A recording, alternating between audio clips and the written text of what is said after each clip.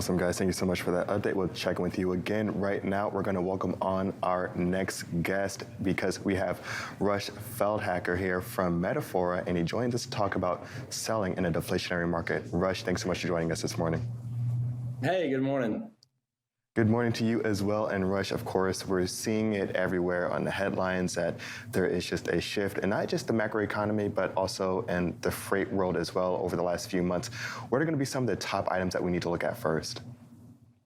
So right now we're hearing from a lot of our customers that selling is really challenging in this market. Volumes are down, revenue per load and margin per load are down. So people are investing in sales, and it's creating a lot of noise out there, and customers are kind of tuning it out. Capacity is abundant, so they don't need new transportation service providers like they did 18 months ago. And so what we're telling people is that they need to focus on being different in three areas. The first is that your effort's going to have to be different. So conversion rates are a lot lower. It's going to take a lot more input to get the same output. The second is your messaging. The generic approach of, hey, Mr. Customer, this is Rush with Metafora. Let me tell you about our service offerings. We'd like to be a valuable resource for you. That's not going to be working anymore. You need to be very targeted about your approach, and you need to understand who you are as a company and sell to your specific competitive advantages. And then last is your approach. So I'm a big pick up the phone and dial person, but the phones are being bombarded. That's what I'm hearing from shippers. So get good at email campaigns, get good at LinkedIn automation. We need to think outside of the box in this current environment.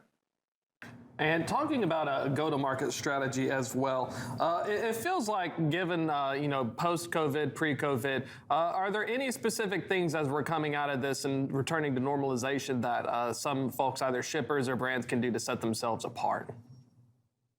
I think it comes down to understanding who you are as a company and then making a go-to-market approach around that. So who do we target becomes really important. If we're a $100 million cradle-to-grave brokerage, we don't need to be calling on the largest shippers in America, and they're not going to be able to buy as well. We don't need to be wasting sales resources there. Look at geographies. Is there an imbalance in your network where you're going to be able to buy better than your competitors are? So, say you have a large imbalance and you're moving 300 loads a day from Atlanta to Dallas, and maybe 50 loads a day out of Dallas. Let's target Dallas, and our message here needs to be, hey, Mr. Customer, we can move your Dallas to Atlanta $200 below market. Does that interest you? Also think about the industry verticals that you're having success in, where you have really good customer relationships.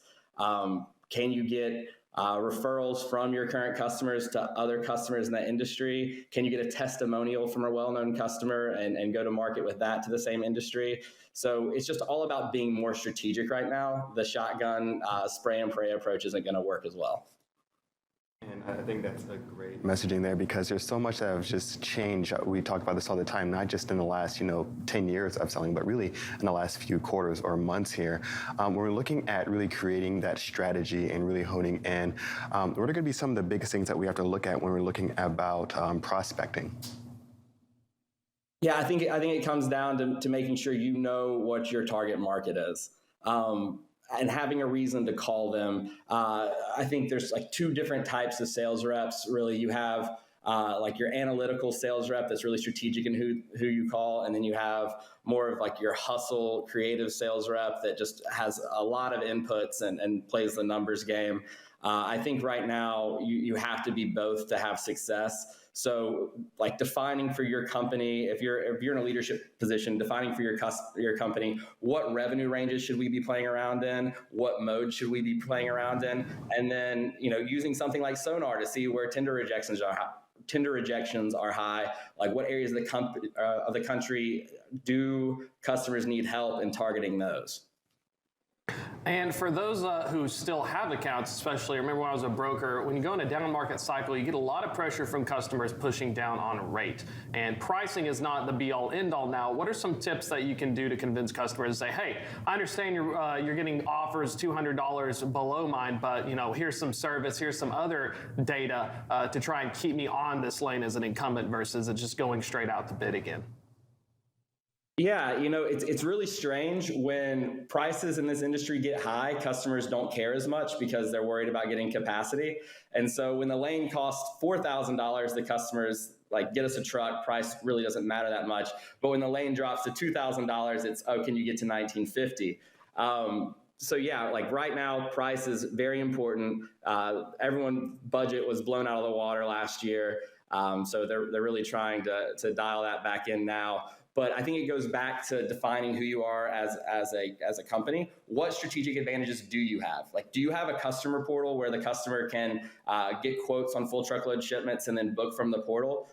If so, like, go to market with that. Hey, Mr. Customer, don't you hate having to go out and get a bunch of different quotes for one shipment? Like, we might be a little bit more expensive, but there's a huge time savings here. And, maybe it's that you have live tracking on all of your loads. Find a customer base where that's really important. Maybe an industry where visibility is king, and try to sell to that. So you really need to understand what your competitive advantages are. And if you don't have any, like, let's take some time to develop those. I think that's very well put, Rush. And one of the big things, of course, that my heart goes out to is those sales folks in the deflationary market, because it's that much more difficult. Do you have any advice for, maybe pod leaders, managers, executive leadership on really being able to partner and really coach up some of their sales team? Because I know a lot of folks, low man on the totem pole, are just really feeling the pressure right now, trying to hit their quotas, hit their KPIs. Any tips around that? Yeah, so I'll do from like a manager perspective, and then I'll do like from a macro perspective, from like a company ownership perspective. From a pod leader manager's perspective, go through your employees' pipelines and see who they're calling on. You're going to be shocked they're calling on the wrong people, and help them with their lead list. Because we talked about conversion rate is already very low. If they're calling on the wrong people, I mean, it's just going to be impossible, and it's really going to hurt morale. And I think it's also setting expectations. When we're in a period of an inflationary market and customers need help and they're adding new transportation service providers, maybe you can add 5 to 6 new customers a month. That's not the normal right now. So let's reset and re-level what expectations are, so that your entire sales force doesn't feel like they're doing a bad job. The market is playing a role there. And then from like a macro level, this doesn't help right now, but the time to really invest in sales is when things are good.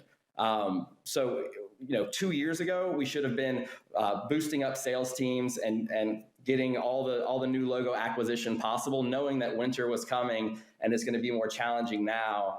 And then hopefully those new logo relationships you landed back then, you've built really good rapport with, and are able to keep volume somewhat steady because of that. If you are using this season to really think that sales is gonna go well, that's not the case.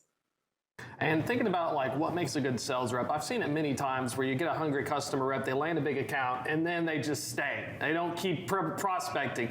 For folks who are either just going in or even with a book of business, is that something where, what are some of your advice to them, especially in this down market cycle? Should you still be hitting the gas, or should you be circling the wagons? You need to hit the gas because your numbers are lower. It's just you're not going to have the same amount of success. And I think what you referenced there is complacency that you sometimes see. So a lot of companies think, my best sellers will always be my best sellers. But what we see time and time again is somebody's your best seller until they reach a point where financially they're pretty happy and they start to focus on kind of quality of life, and their effort will drop down. You need to always be focusing on developing the next best sellers for your organization. Because that complacency will definitely seep in over time, unfortunately. Amazing insights today, Rush. Thanks so much for joining us. If people want to reach out to you specifically or find out more about Metafora, how can they do that? Yeah, check us out at metafora.com, or shoot me an email at rfeldhacker@metafora.net. Awesome, Rush. Well, thank you so much for being on, and we'll check in with you again soon. All right, thank you. Right now, we're going to take a short break, but we'll be right back with more for Is Now.